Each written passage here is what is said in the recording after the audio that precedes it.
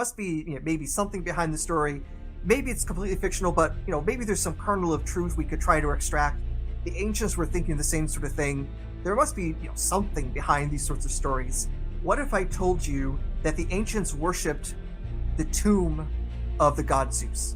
So Epimenides doesn't say anything about a tomb. Callimachus does. Right. He seems to be responding to a slightly earlier writer, the originator of the idea that Zeus had a tomb.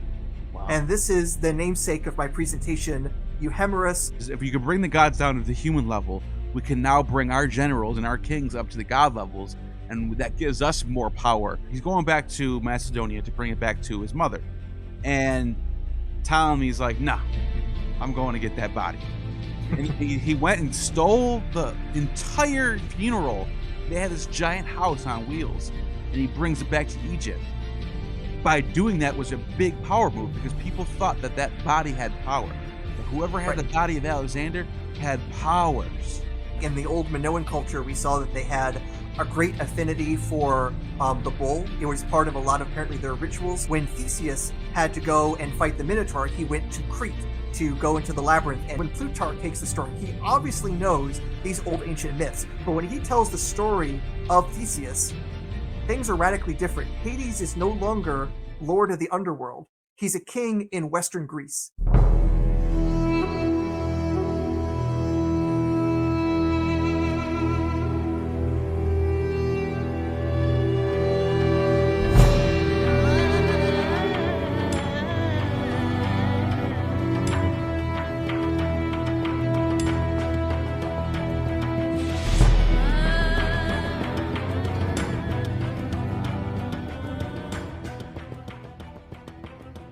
Welcome back to the Gnostic Informant, and you are about to attain true Gnosis. And I'm joined by Aaron Adair, and we're going to talk about some ancient history, and it's going to be fun. And let's get right into it. All right, yeah, we're going to talk some ancient history, or how some ancients tried to rewrite their history. But I thought we would also try to approach this and think, okay, so I think a big part of your audience is more on the skeptical sides of things. Right. They are maybe doubting most claims out there, but I want to start out with some stories that aren't 2,000 years old, but a little bit more recent, and just see how we react to it, and maybe use that as a guide for how people in the past might have also reacted to stories that, at the very least, raises our eyebrows. So I created a small slide deck to start with that, and the first story I actually want to talk about is from England. And I like this one because, one, I could read the sources easily. That's always a plus. And two, it's much more recent. So if we want to show our slide deck. There we go. So this is a fascinating story from early 18th century England. The woman who gave birth to rabbits. Wow. Now, this is not 10,000 years ago. This is not something taking place long, long and far, far away. This is supposed to be a story of a known woman by the name of Mary Toft living in southern England. Now, this is not even medieval. This is like getting into the Enlightenment era, right? Yep. You're exactly right. We are talking modern history for all intents and purposes. Right. And people thought this has actually happened? This is a literal historical event? So just a little bit of background. So the story is taking place in 1726. Mary Toft is claiming that after like some strange dreams, she was giving birth to rabbit parts. Her neighbors apparently saw what she was giving birth to. A local surgeon came and saw she was giving parts. And this even excited the surgeon to the King of England, George I, to come see and verify for himself, yes, this woman is giving birth to rabbits. In fact, if she gave birth to like 17 different rabbits or rabbit parts over several weeks. And it was even claimed that when the doctors had their hands on top of her womb, they could feel the little rabbits hippity-hoppiting through the fallopian tubes to be birthed out. Now, the first thing that popped in my head when you said this is I thought of all of the young Earth creationists who asked the question, can a duck give birth to a raccoon? And I thought as soon as you said this, I was like, I want to get one of those people in the room right now and say, hey, Your dumb question turns out to be now vindicated. No, I'm just kidding. Well, like I say, literally, the surgeon to the King of England came and said, yeah, it is scientifically verified. This woman is giving birth to rabbits. Wow. Now, you hear a story like that, and what's your reaction? Like, if you're a skeptical person, what's going through your mind here? My reaction is something went wrong. Someone got tricked. Someone's playing tricks over here. That's what I'm thinking. But how could you possibly trick an actual doctor about something seemingly absurd? Well, I mean, I know it's not ancient history, but it is still the 1700s. So I guess we can go with. I guess we could say the standards aren't standardized yet. Yeah, and it is worth noting, even though there is, the beginnings of the scientific revolution here, medicine doesn't really get scientific until later. And quite honestly, lady parts at this time were pretty much magical for doctors. And you pretty much have to believe that if you think a woman can have a strange dream about rabbits and that somehow imprints into her uterus to produce another species. Now, not all doctors were so believing of this story. And in the end, they basically got her to confess that she had been basically buying up rabbits, skinned rabbits, and then stuffing the parts inside of her Oh my to then god! birth them. So she actually was. They actually were inside of her. Yeah. Oh Like I said, the doctors were there to see the parts come out. wow! We don't really know why she did this ultimately. We just have, the fact that she did confess in writing to this, um, and basically made a fool of that doctor, or those a couple of surgeons who said, "Yeah, this is scientific proof of humans birthing rabbits."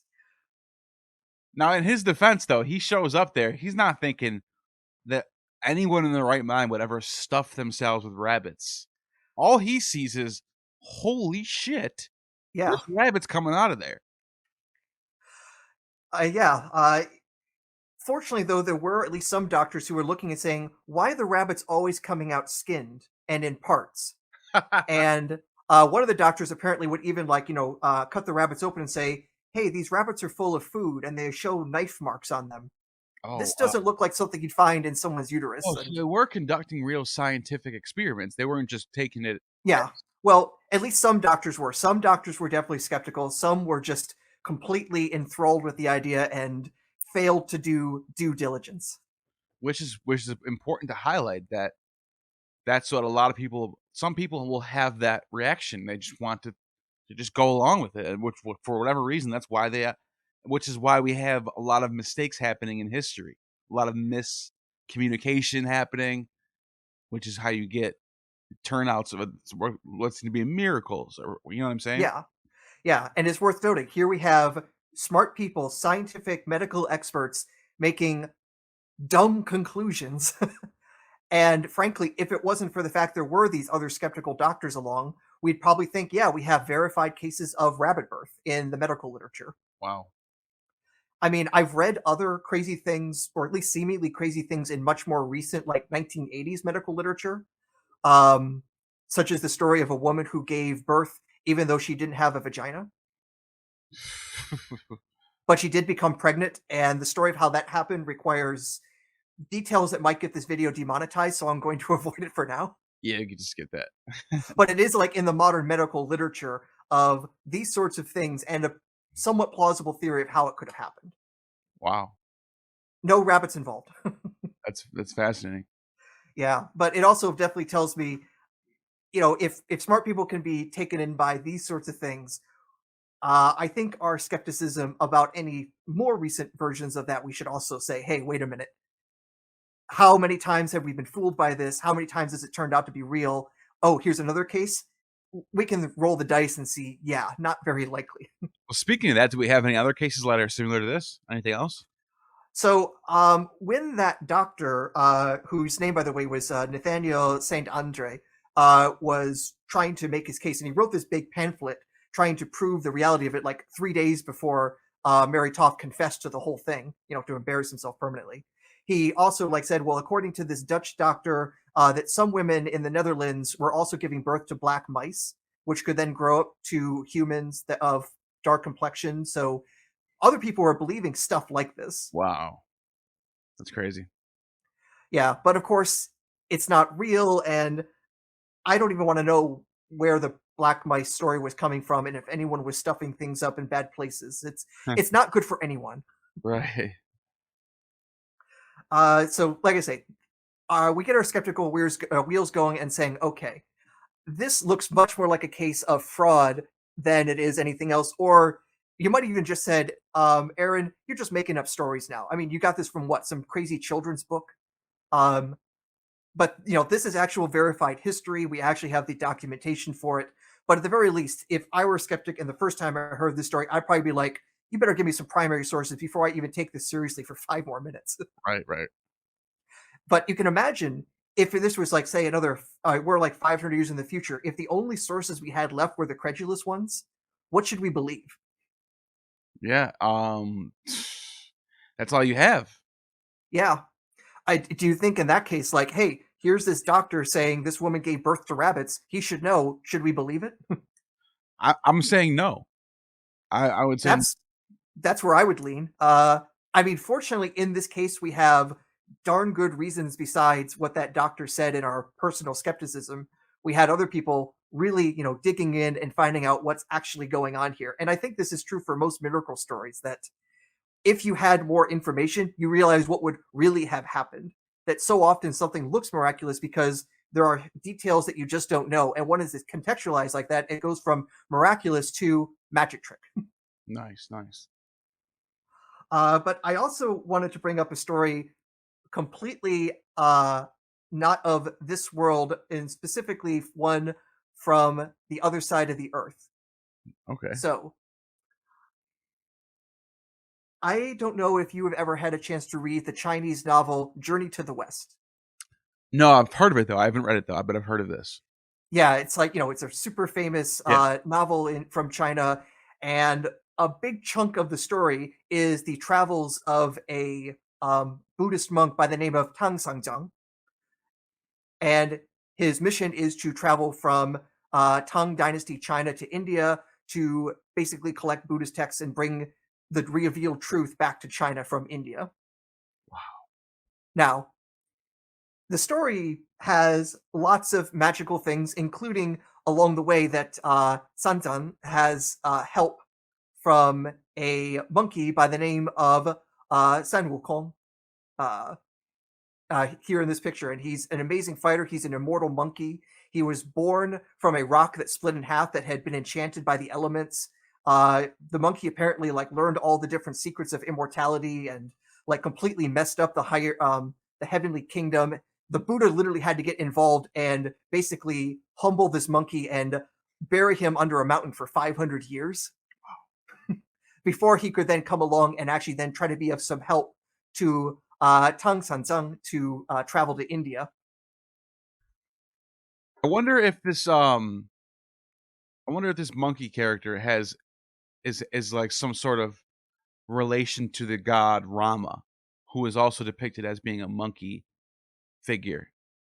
That is suggested that I mean, there's a few things to note with the names here. So Tang Sanzang is actually a combination of names here that kind of indicate he's kind of a fictional character. First off, Sure. that his name is Tang. He's coming from the Tang Dynasty. Yeah. Sanzang, Sanzang. This is a little bit short for Sangchenjing, which is the Chinese name for the Tripitaka, the collection of 3 sacred Buddhist texts. So his name is literally guy from the Tang Dynasty getting books, Buddhist books. And another thing about if this really is a influence of the Rama character, because Buddhism itself sort of comes out of the Hindu mythos, sort of branches into its own thing. Don't get me wrong, but it does come from the school. Yeah, I definitely think there's a lot of truth to that. Now, here's the hard question for you.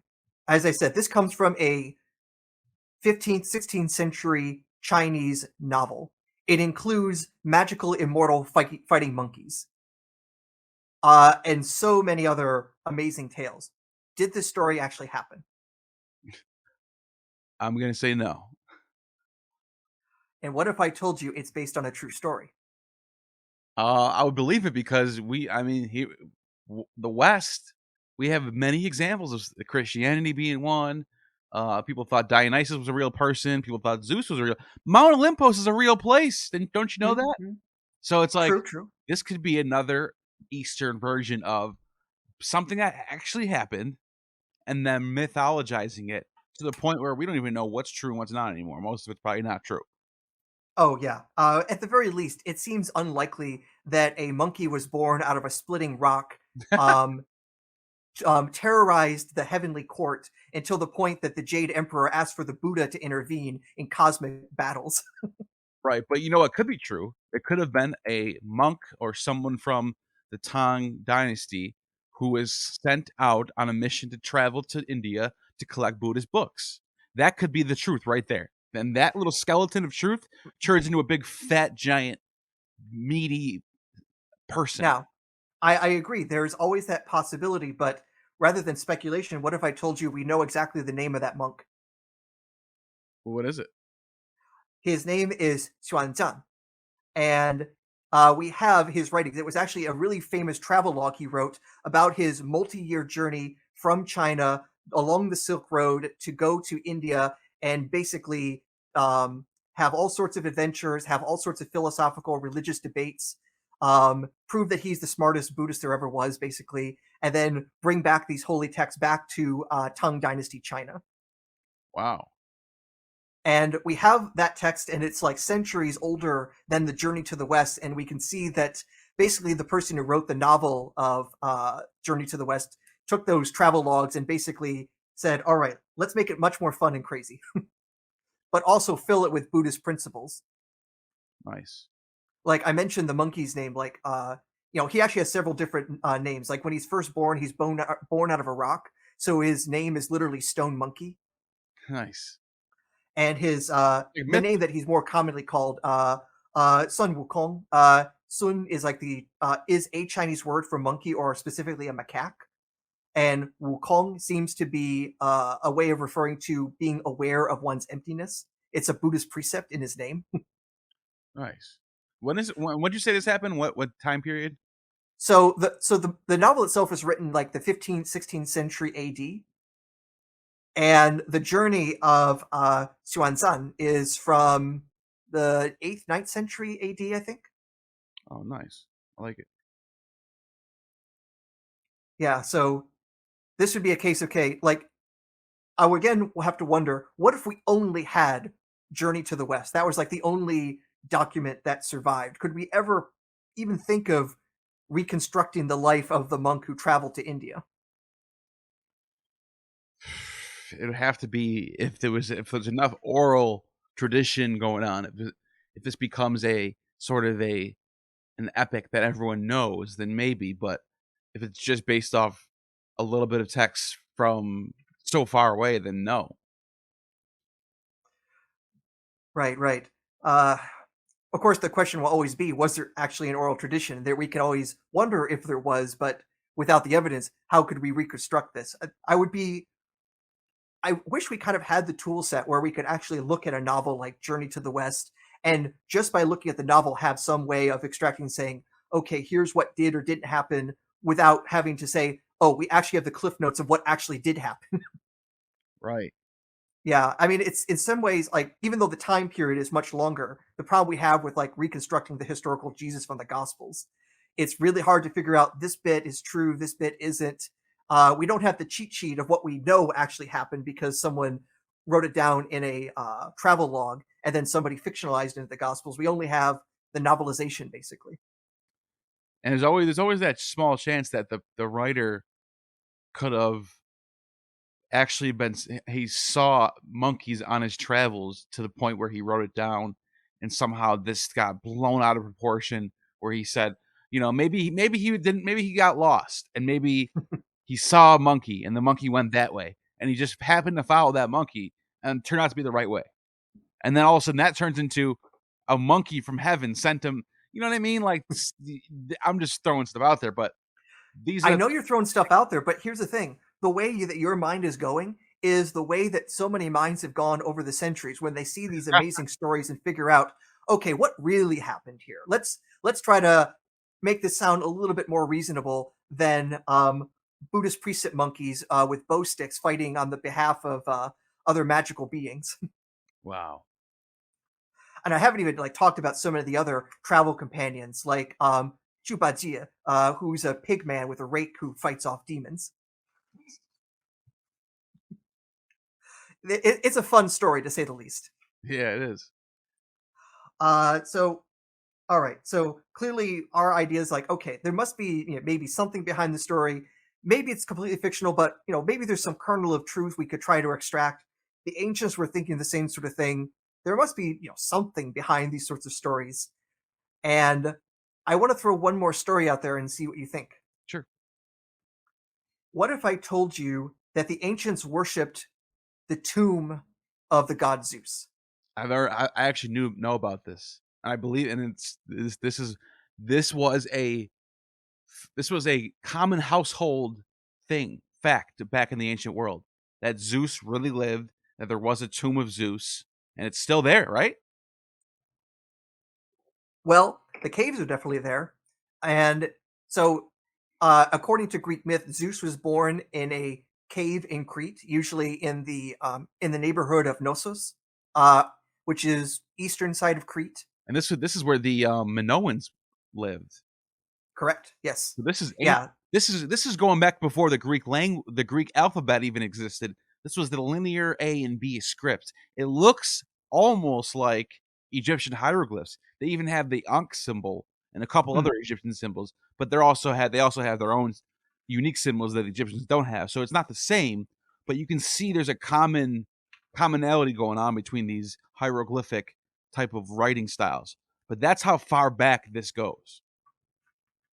Oh yeah, yeah. And it's also worth noting that like in the old Minoan culture, we saw that they had a great affinity for the bull. It was part of a lot of apparently their rituals. The And it's Minotaur. worth remembering that when Theseus had to go and fight the Minotaur, he went to Crete to go into the labyrinth and fight the That's Minotaur the in that big cave. maze. Yeah, that's the Yep. famous labyrinth maze. Yep.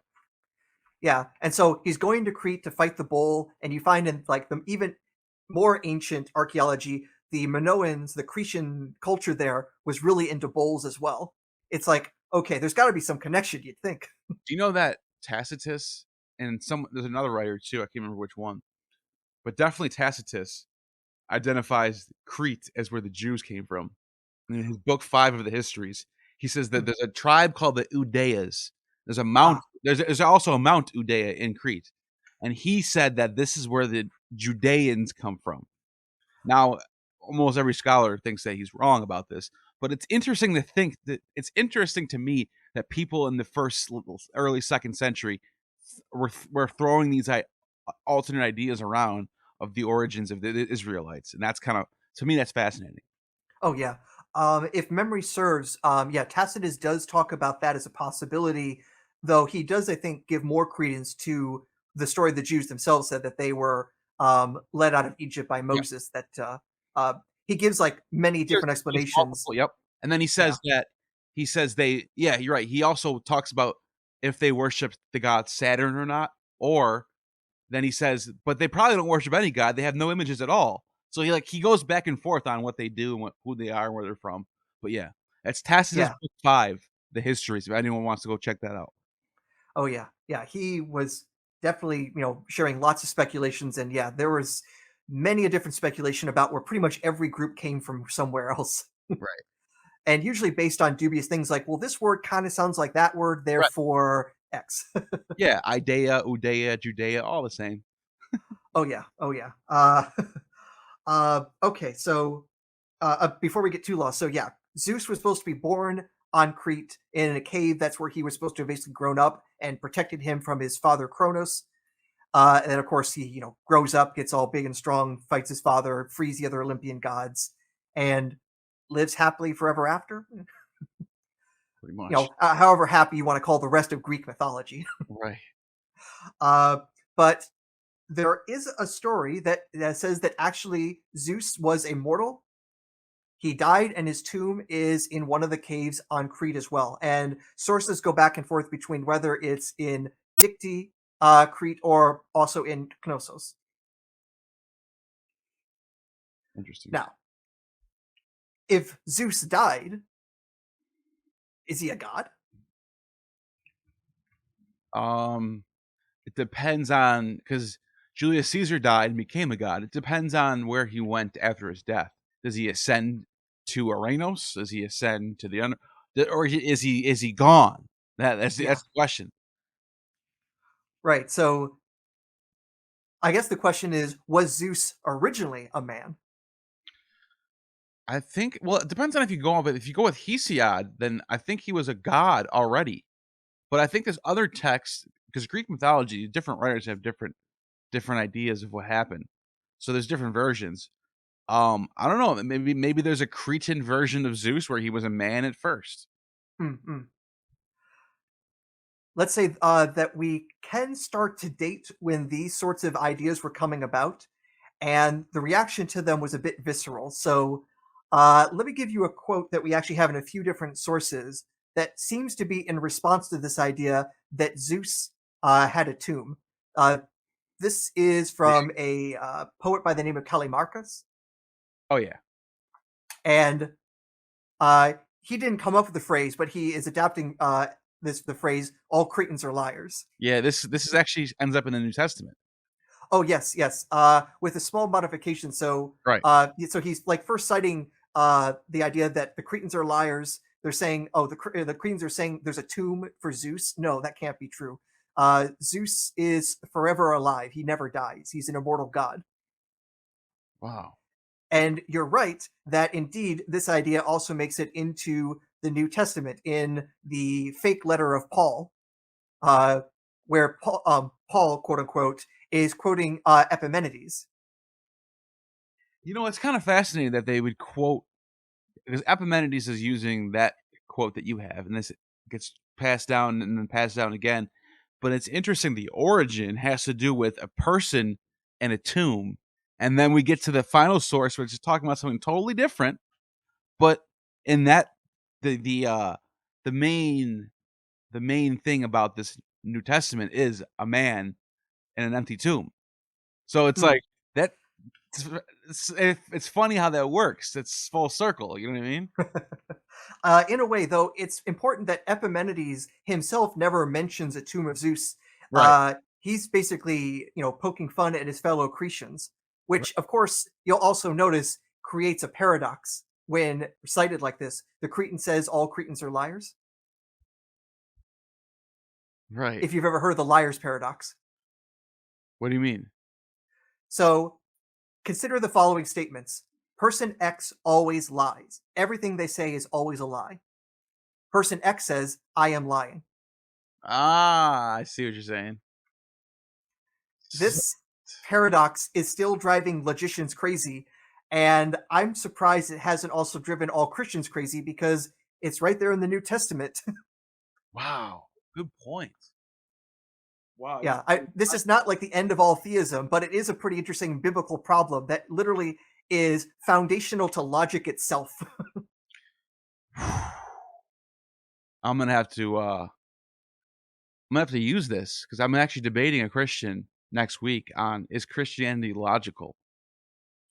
Is that with Canadian Catholic Yeah. or okay? And I might be able to view that, might be a nice little jab to throw in there, is that, you know what I mean? Yeah. I also will note that this paradox has been used to great effect by a certain Captain James T. Kirk in one of the original episodes of Star Trek.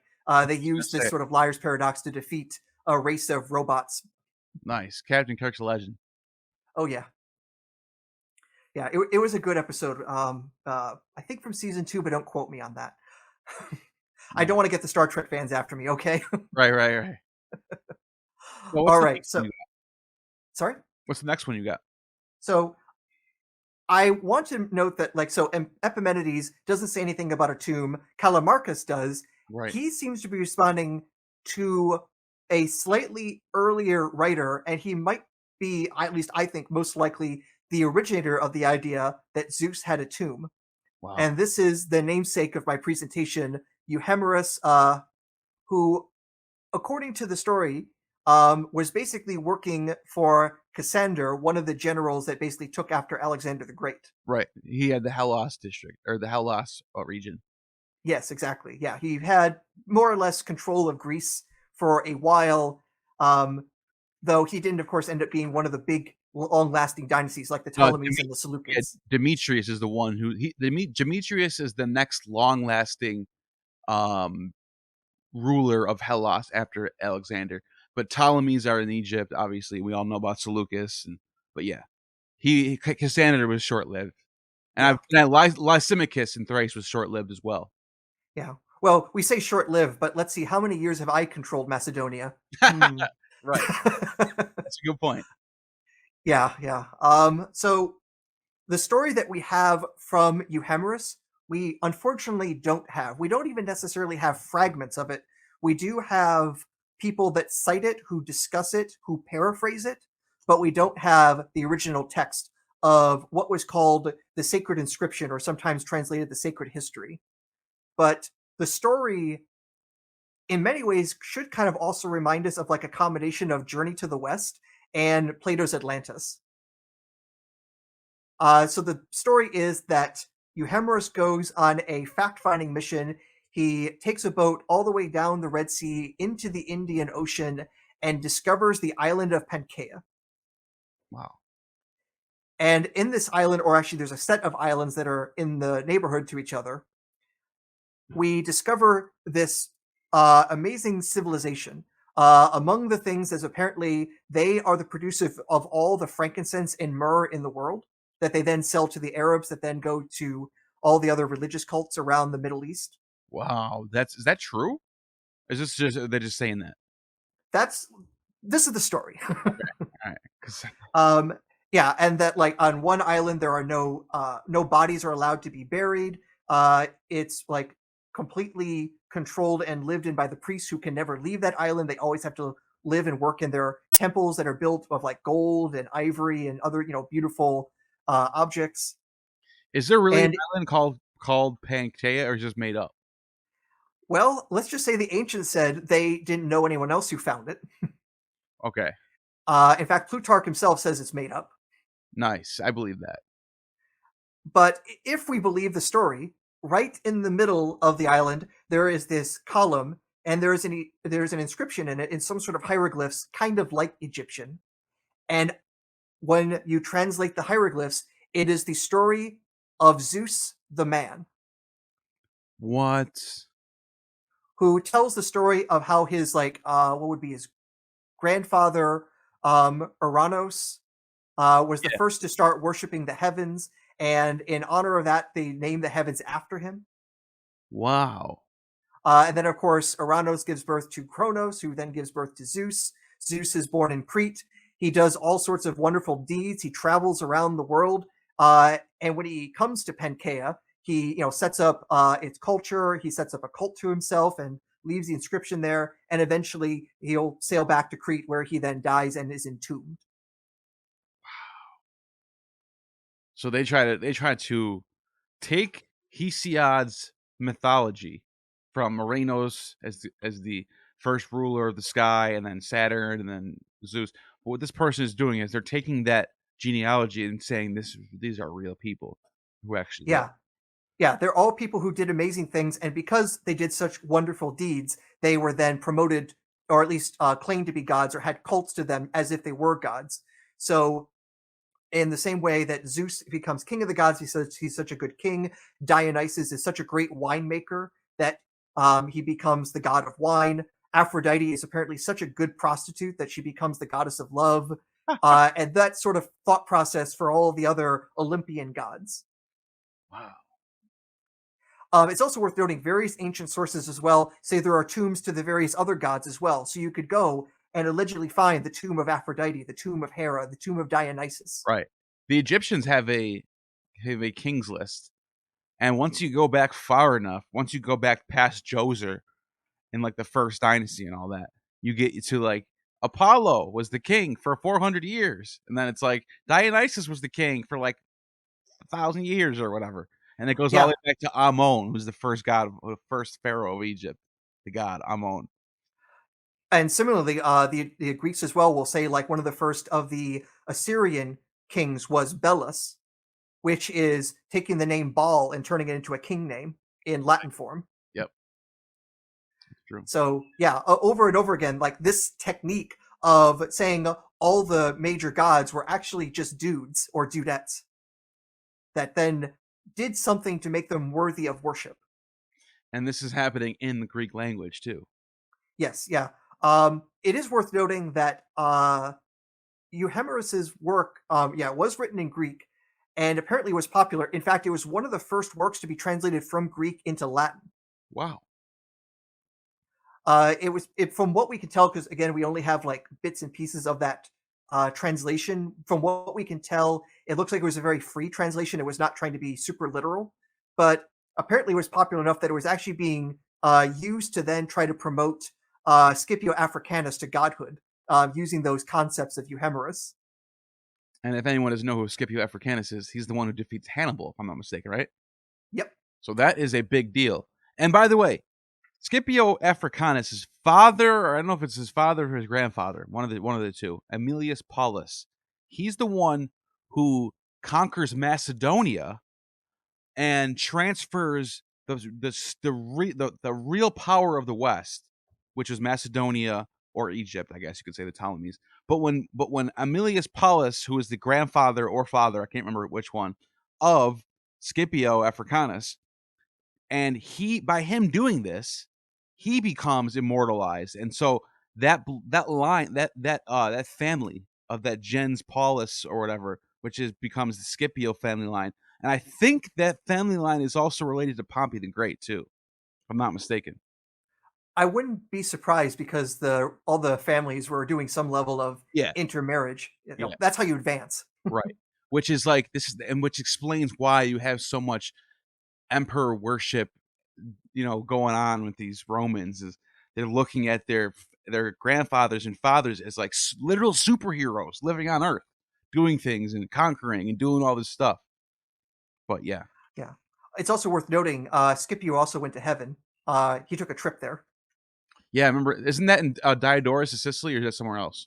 I remember it best from Cicero, where he relates the That's right. dream of Scipio. I'm sorry, you're right. Yeah, that's what it is. Yeah, where Scipio travels through all the different levels of heaven, kind of like what Paul is said to have done. Yeah, which is that's what it's. It's not like these deification things that happened later on in the first century. These are not new at all. This has been happening for centuries. Alexander the Great was worshipped as a god in Egypt. Even Ptolemy was. I mean, Hmm. it gets even in the East. The Seleucids, Seleucus I, who was Alexander's best friend, basically, just like Ptolemy was. Hmm. He in Diodorus of Sicily, I can't remember which book it was, which is I'm literally giving you thousands of there's so much to write. But anyways, somewhere in his writings, which is vast, which is like a Bible, basically. Somewhere in his writings, Seleucus has a dream that Alexander comes down from heaven and tells him, "Don't worry, Seleucus, Antigonus's land is going to be yours. Don't worry." Predicting the like sort of like what you see in the scriptures, sort of like a prophecy, like he's an angel now. So that's like that was Yeah. already a normal thing in the world. Yeah, and also to bring back to Euhemerus, Diodorus Siculus is actually one of our major sources for Euhemerus, the story that he has. He basically relates the paraphrase of that story along with another version of the story of Dionysus, where again he's a dude who does all sorts of amazing things, journeys around the world, but he's just a guy. He is not actually an immortal born from uh, you know the leg of Zeus or anything like that. Wow. Now, before we move on, the story that Euhemerus tells us, do you believe he's trying to tell us real history? Um, no, because Hesiod is way before Euhemerus. In fact, 400 to 500 years before that, if I'm not mistaken. He's centuries before this, and he's talking about these as gods. Is no mortal men. So the fact that the mortalized story comes later tells me that this isn't the other way around. This is they're mortalizing these men for whatever reason. I'm not sure why, but that's what they wanted to do. Yeah. Yeah, in fact, we can actually trace like the name Zeus itself comes from Proto-Indo-European root for God. Zeus Pater. Yeah. It's like Djeus, how you pronounce Yeah. it. Yeah, Zeus, it's Zeus. which is Yeah. where you get Jupiter from, which is why Yep. Zeus Pater, Sky Father, and Jupiter are cognates. Hmm. And also similarly, you also have Deus, so the Latin word for God, Deus, but also the root for Dionysus. Right. Yeah, Theos, and that word Theos actually comes from like that's another word, another title for Zeus. Hmm. So it's funny because by the time you get to the New Testament, this word Theos has been changed and morphed, but you can make an argument that in the Greek New Testament, Isus is the son of Zeus, son of Theos. Yeah. You could, Uh, and nonetheless, it looks like Zeus has always been a god. His name literally is God. yeah, So either the idea that Zeus was a man has to go all the way back to the Proto Indo Europeans, right. or this has always been a deity, and then somebody like Euhemeris came along and decided to reinvent the story for his own purposes. Now, what those purposes might have been is hard to say, since again we don't have the original story to read and interpret. We only have secondhand paraphrases, and in fact, even that paraphrase isn't even directly. We only have like a lot of it from quotations from Eusebius, quoting from Dionysus. Not Dionysus. I'm sorry. Uh, uh, Boy, I'm getting all the names mixed up now. Diodorus Siculus, yeah, that Yeah. we have him quoted in Eusebius, and Diodorus is paraphrasing what Euhemeris wrote. It's a pretty weird chain of transmission. You know what? I'm gonna take a stab at why I think he would do this. The reason why I think he's doing this is because right around the time he's writing this, during the reign of Cassander, there's a big shift in the world happening. Alexander the Great, Ptolemy, Seleucus, these men they want to be worshipped as Messiah like figures. They want to be Mhm. gods. So by having writers, not saying they did this, but I'm saying if writers like Euhemeris or anyone else brings these gods down to the human level, now you can take humans and bring them up to the god level. You can match them. So now you Mhm. can make Alexander the god. In fact, when his tome was intercepted by what's his name? Not Cassandra, the other guy that starts with a P. Um what is his name? The guy who he was taking the funeral back to Macedonia. Um Not Ptolemy, but no. It's yeah, the name is escaping me right now. yeah, it's escaped me, but whatever. He's going back to Macedonia to bring it back to his mother. And Ptolemy's like, "Nah, I'm going to get that body." And he went and stole the entire funeral. They had this giant house on wheels, and he brings it back to Egypt. By doing that was a big power move because people thought that that body had power. That whoever had Right. the body of Alexander had powers. So, so it, to bring back to my answer to why I think this Euhemerus is doing that, this is a socio-political move. Is if you can bring the gods down to the human level, we can now bring our generals and our kings up to the god levels, and that gives us more power and more leverage on other nations, on other political moves. Totally plausible. And when I've looked at the literature, and there have been a fair number of classicists who come up with the idea that yeah, this was Euhemerus trying to either promote the deification of the generals, or conversely, trying to make fun of all these people trying to deify themselves. It's like, you think that's how Zeus really got to his position? He was just a dude. Come on, you're joshing us. So it could possibly be argued either way. From what I can tell, it looks like most classicists don't necessarily think that was his purpose, but I am skeptical we can know, because again, our chain of transmission for what we have about Euhemerus is so flimsy. Yeah, I'm very reluctant to interpret things very deeply.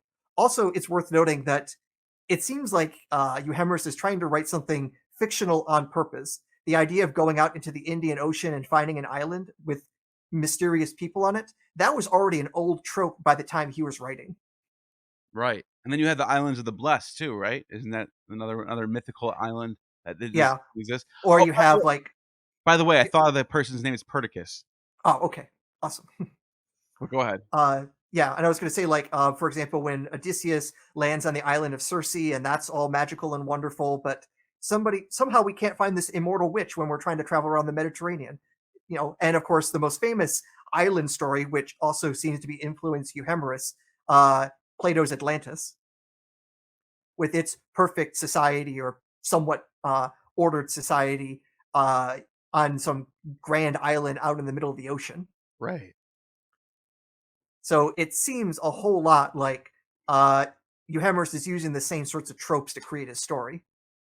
Right. Exactly. I believe that. So because there's also that fictional element to it, it's a little bit hard to read into. I mean, in the same sort of way, if I read H.P. Lovecraft, is he really trying to tell me there's an actual cult of Cthulhu in the world, or is he just a good storyteller? Right. Yeah, I would not want to determine that based on a paraphrase that somebody else wrote down centuries later to mock another religious group, and we don't have any other notes to compare with. That's a dangerous way to interpret the past. It's fine. But it is worth noting what he did was very popular. He was going to get accused a lot of atheism because, if you say the gods aren't gods, that sounds like atheism straight up. That's why Socrates got condemned. His charges were atheism. Yeah. But he wasn't really he just didn't believe in the classical Zeus and all those gods. He just had a different idea. So they called him an atheist. Yeah, and it seems like also with Euhemerus, from what we're told about him from Diodorus, it sounds like he thought the heavenly bodies were at least divine because Uranus, the man Uranus, basically was the first person to start cults of worship to the heavenly bodies. Right. So even in Euhemerus' system, not all the gods were people. The sun was never a person. Right. Helios or Apollo. Right. I don't know if we have the details about Apollo. I'd have to check. But again, what we have is so piecemeal. Yeah. But plenty of other people would take this, and I have noticed they take it in kind of radically different directions. Sometimes even the same author will take the ideas of Euhemerus and run in both directions at once with it. In particular, our buddy Plutarch. So I don't know how many of the parallel lives you've tried reading of him, because he has like a dozen Oh yeah. sets of lives. I read quite a few of them. And it's a bit interesting what he does, especially when you compare across his larger oeuvre. That sometimes he seems to be totally on board for taking these old stories and making them seem a bit more reasonable, but also attacking those who try to make them seem too reasonable. Right. So I mentioned Theseus earlier because of the story of him going to Crete, killing the Minotaur down in the labyrinth. Yeah. And of course, there's all sorts of other stories that were attached to Theseus, including the story where he tries going to the underworld to try to basically run off with Persephone. Right. Now, I don't know how well you know that story, but it does not go well for Theseus. He basically gets trapped in the underworld, and he's down there for months and months until basically by accident, Hercules comes down trying to do one of the 12 labors and basically helps negotiate his release from the underworld. And I could see why Plutarch is identifying this. This is basically, in a nutshell, Eleusinian mysteries, and it's also tied to the Inanna and Tammuz myth because it's Oh yeah, yeah. agricultural sense in the one guy going down and getting screwed over, or the girl in some cases, and the other one coming down and saving them. Oh, in fact, even more so, because in the older story, it's not Theseus who goes down, it's Theseus and one of his friends. They both go down, they both get trapped. And when Hercules goes down, he can only bring one of them out and the other one has to remain. Wow. Much like in the story with Isis, or not, Eurydice. yeah. Or I was Eurydice. going to say with Ishtar and Oh, okay. Dumuzi or Oh, yeah, Tammuz, yeah. that what somebody has to stay back. Somebody has to stay in the underworld. You don't get a free pass. Right. And of course, yeah, the same thing with Persephone, that she gets to live 6 months in the underworld, 6 months in the regular world. So a lot of that is definitely part of that mythos there. But it becomes interesting when Plutarch takes the story. He obviously knows these old ancient myths, but when he tells the story of Theseus, things are radically different. Hades is no longer lord of the underworld. He's a king in Western Greece. Hmm. And Theseus is basically just locked in his prison in this region, and then Hercules comes and basically negotiates his release, not from the underworld, just from human world prison.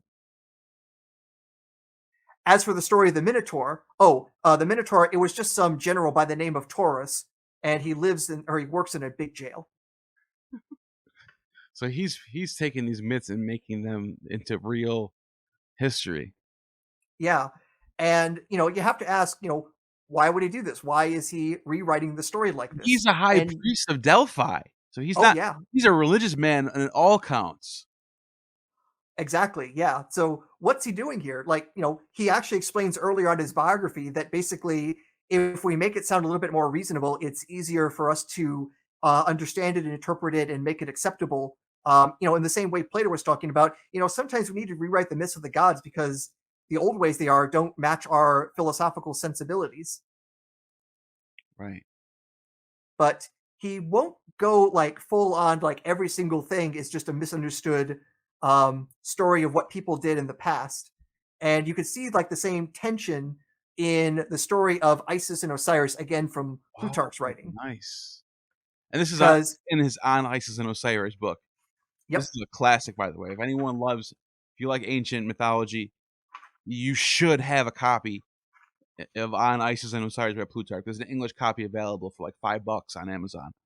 Doesn't have a lot of notes. There's no index, but it's a nice little quick little read because it's not long. And the reason why it's so good for a modern reader is because Plutarch is not just talking about Isis and Osiris. He's also identifying other myths around the world that have to do with this logos concept. He calls Mithra the mediator. He calls Dionysus whatever. He says all these things but he's talking about all these concepts and he's applying it to the Osiris and Isis mythology. It's really good. It's really good oh stuff. yeah, yeah. In fact, I just checked that. Yeah, you can actually get pretty much all of the text translated online for free on some of the websites. With some, it's an older version, so older footnotes, but still a Nice, totally readable English rendition of On Isis and Osiris. nice.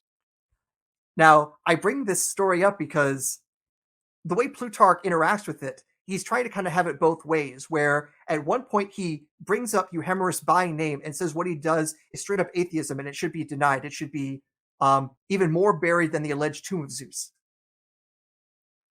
On the other hand, in the story that Plutarch tells us, he seems to employ Euhemerus' idea of these gods being kings on earth. He Right. says Osiris was born and he was a king of Egypt. He basically civilized the Egyptians and gave them culture, and then they started a cult to him. Now, of course, a lot of the other magical things happened to him, including him dying, being chopped up, and then being resurrected, and his, And magical phallus, and all those sorts of things. and But Manetho wrote about this as well. yep, Manetho seems like he believed it, like the way he wrote about it, like it was just as all facts. And still to this day, I'm not sure if the Osiris tomb is still there. It might be, but I know for a fact you could even Google it right now if you don't believe me. Go to your Google Earth right now, type in the Holy Tomb of Thoth, and in Giza near the pyramids, there's a tomb of Thoth, and they thought that was where Thoth was buried. It's a nice awesome. sized pyramid too. Nice sized Hmm. pyramid. Yeah, it's a little bigger than mine. Yeah. Yeah, so the thing is a bit weird with Plutarch, where he's like saying the idea that Euhemerus had the gods were people that got worshipped. No, no, no, that's straight up atheism. Osiris, he tells the story of him being a king, just like he said Zeus was in, like Euhemerus said of Zeus. So the way Plutarch seems to square the circle is what he's saying is that this story of Isis and Osiris isn't about either gods or humans, but a category of demigods, and the whole story is symbolic about what they're doing in the cosmos. Right. Yeah, exactly. Good way to put it. Yeah, so it's very interesting. So what Plutarch will do, he will employ rationalization and euhemerization to make more acceptable stories, But he's also telling us the reason I'm telling you these stories is that they either have some sort of moral purpose or they're hiding some sort of deeper truth that has to be interpreted in some sort of religious context.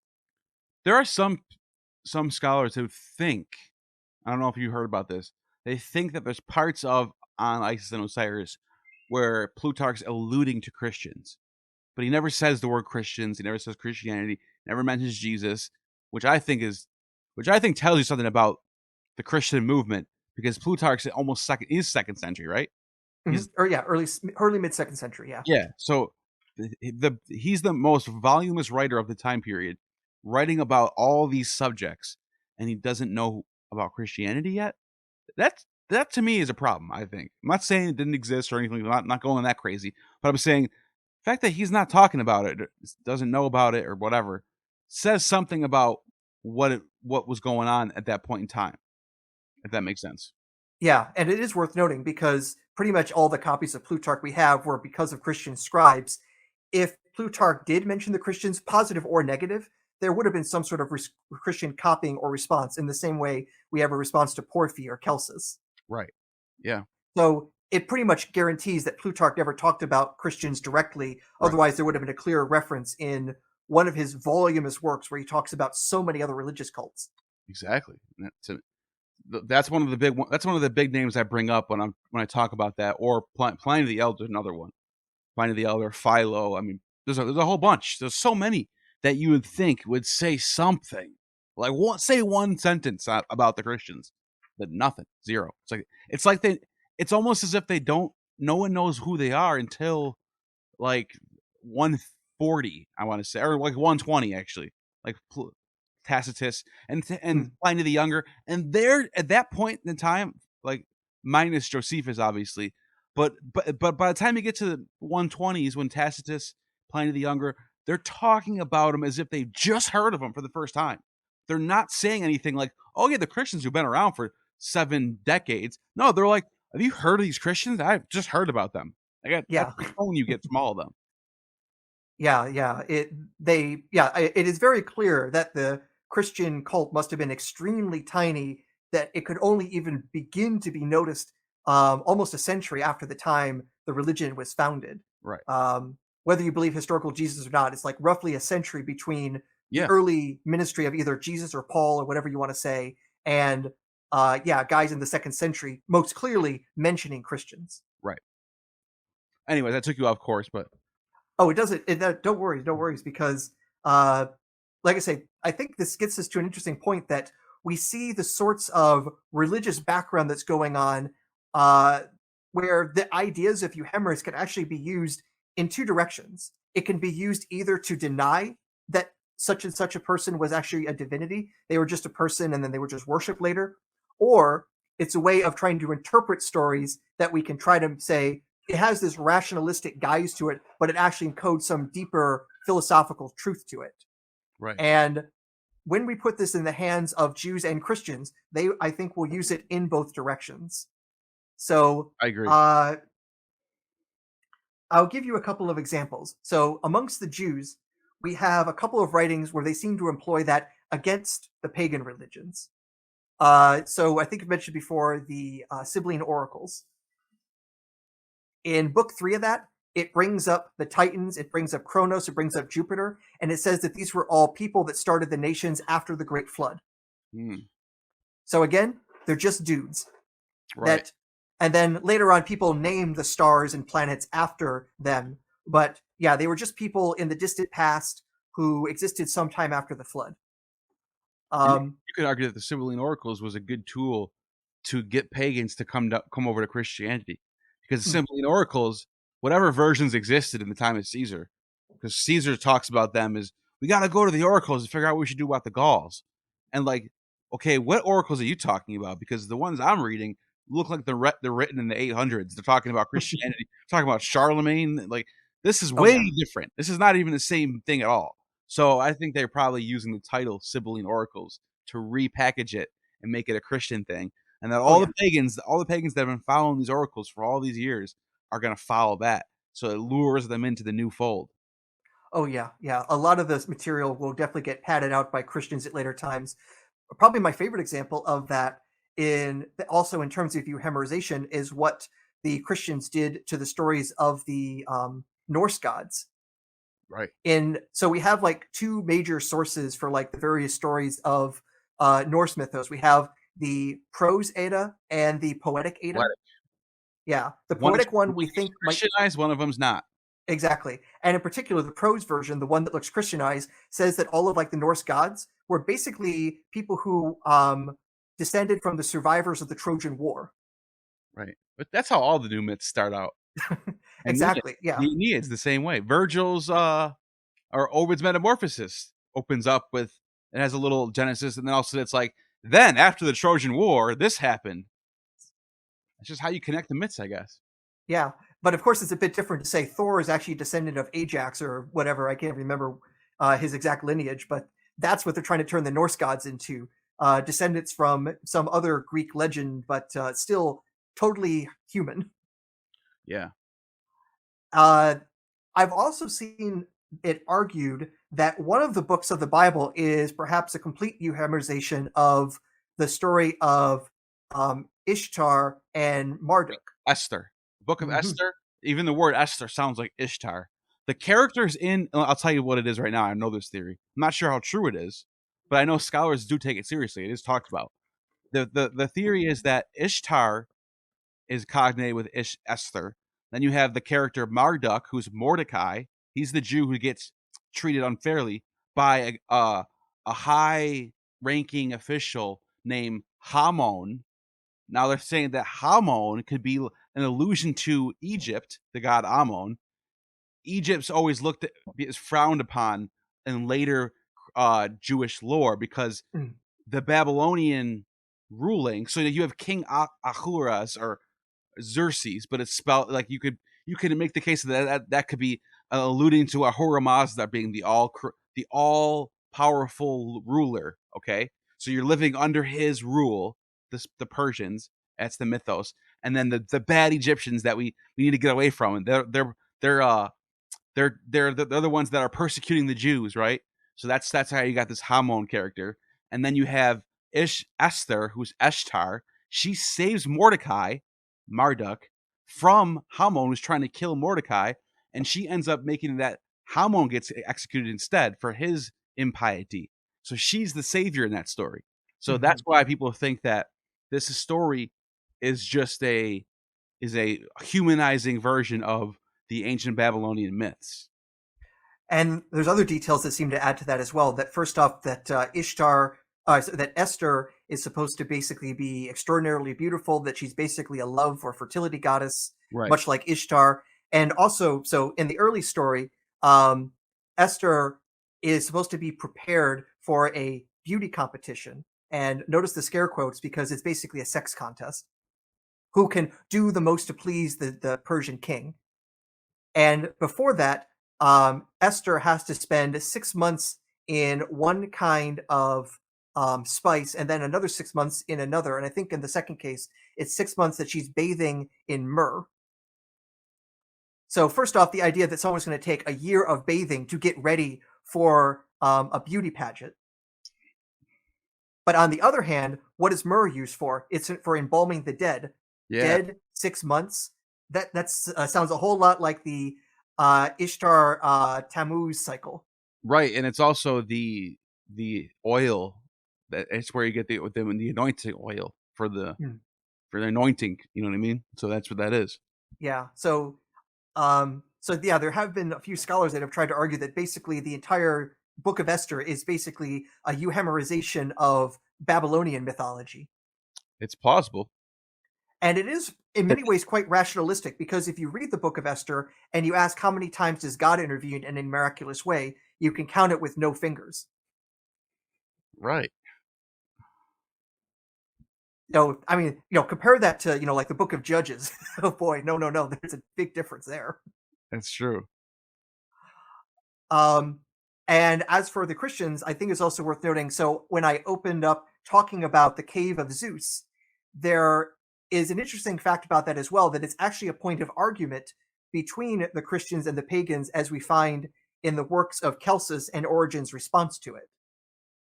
So as what we have preserved about Celsus's work, it looks like he is attacking the Christians for attacking the pagans for worshiping the Temple of Zeus. So again, best we can tell, the idea that Zeus had a tomb in Crete probably was invented by Euhemerus himself in the very early 3rd century BC. Centuries later, we have people like Varro in the 1st century BC telling us that people were taking pilgrimages to this tomb Wow. that probably never existed. Right. So it had become from like a total fiction to some sort of pilgrimage journey. And the Christians are just like, you guys are worshiping the dead. How silly of you. We worship the living. From what little bit we have from Celsus, he suggests that the Christians are attacking the Cretans falsely for that because the Cretans have some symbolic purpose behind this, that there's some sort of cultic reason for this. They're not actually saying Zeus is really dead, which tells us that, again, both ways of using euhemerization go in both directions. Some people using it to deny divinity, some people using it to say, oh, it's actually encoding a much deeper, greater philosophical or theological truth.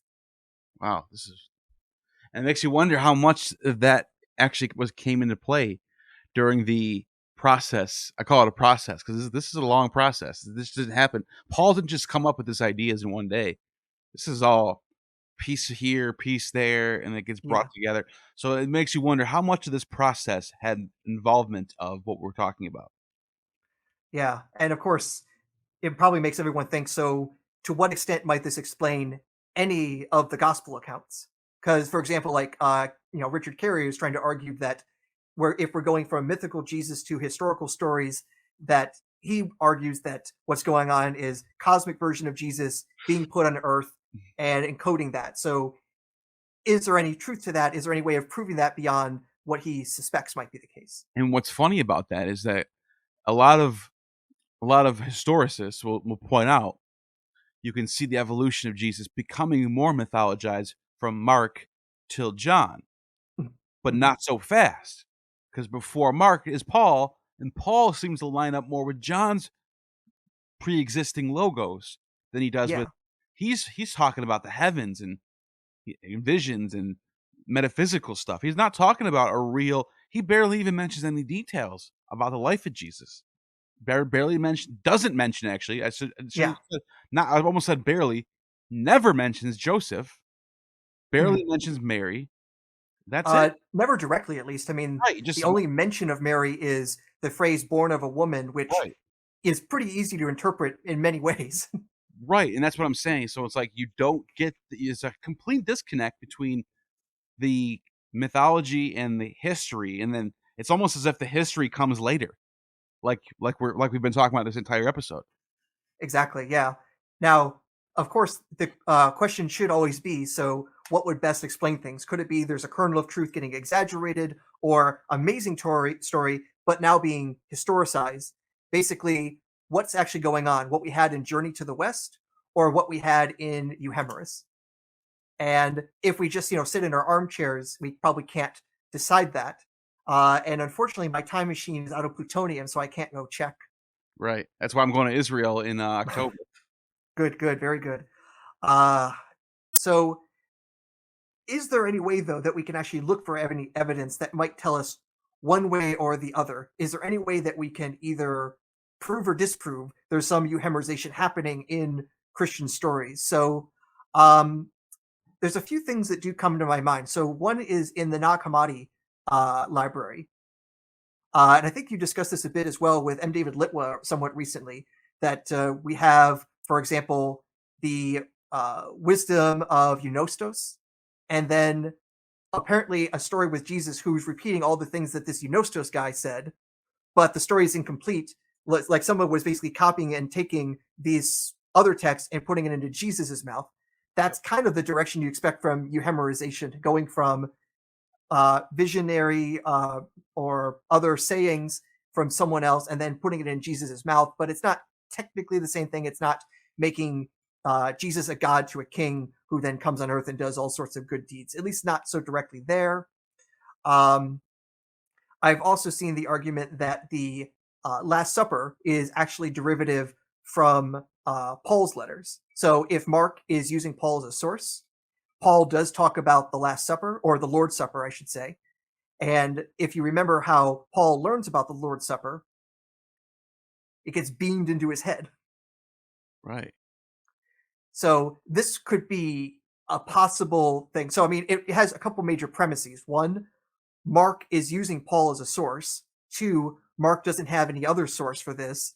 And three, Mark then wants to euhemerize the visions of Paul into something historical. Yeah, that's plausible, very plausible.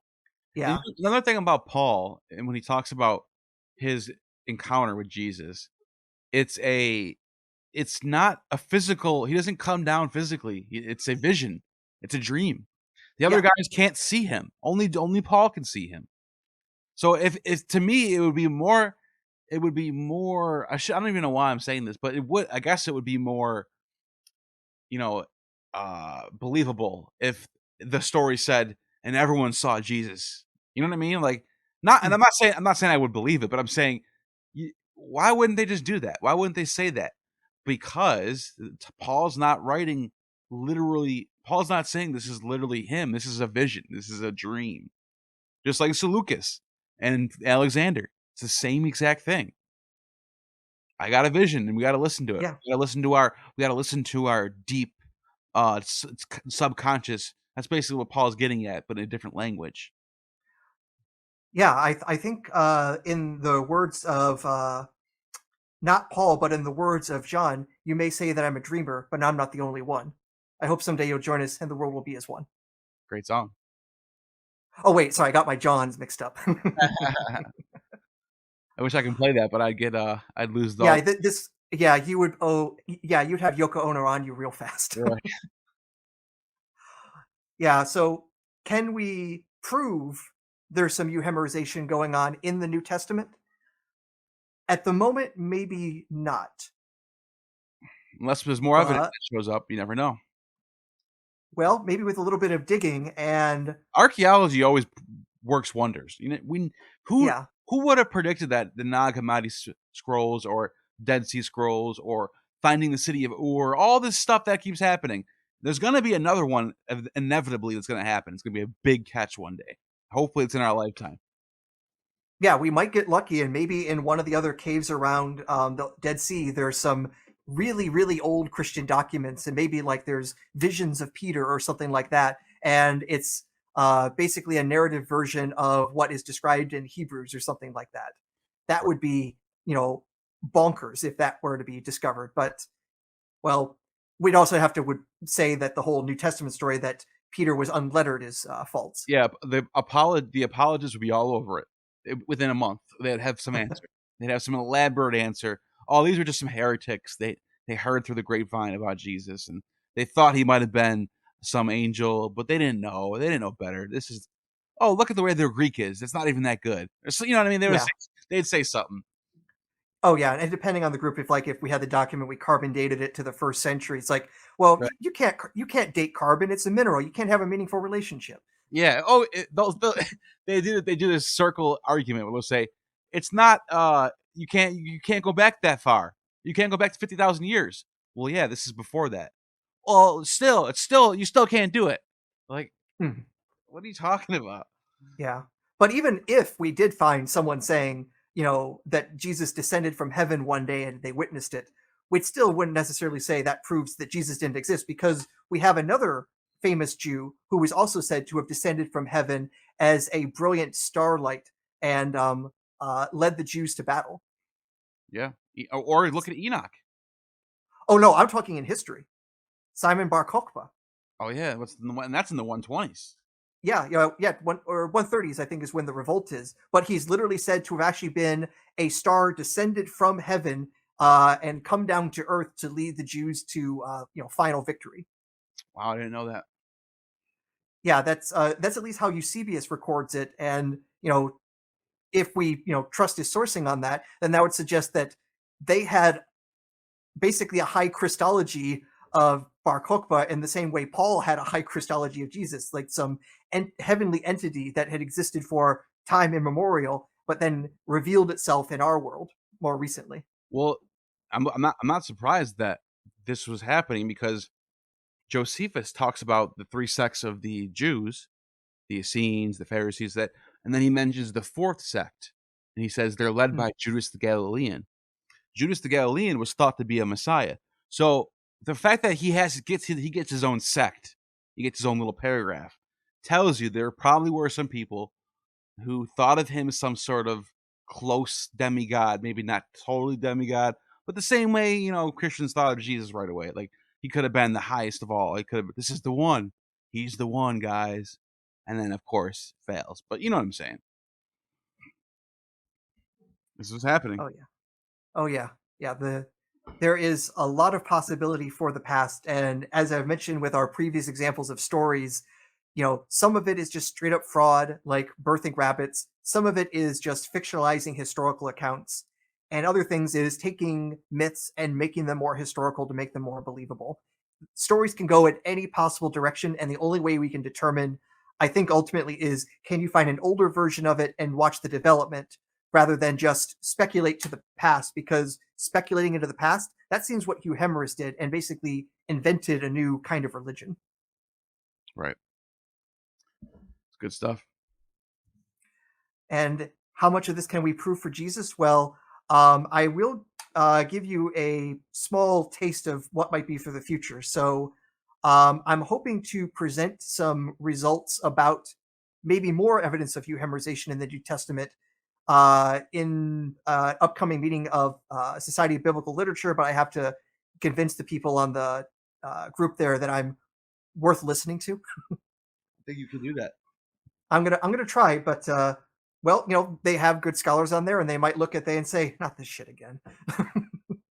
Yeah, no, Who you'll be. knows? I Yeah, I think. I'm gonna try, but Yeah, worth trying. but one way or the other, if my results pass muster there or not, I'm happy to come on and tell you where I think we might have a good case of straight up provable euhemerization in the New Testament, or provable insofar as historical evidence allows.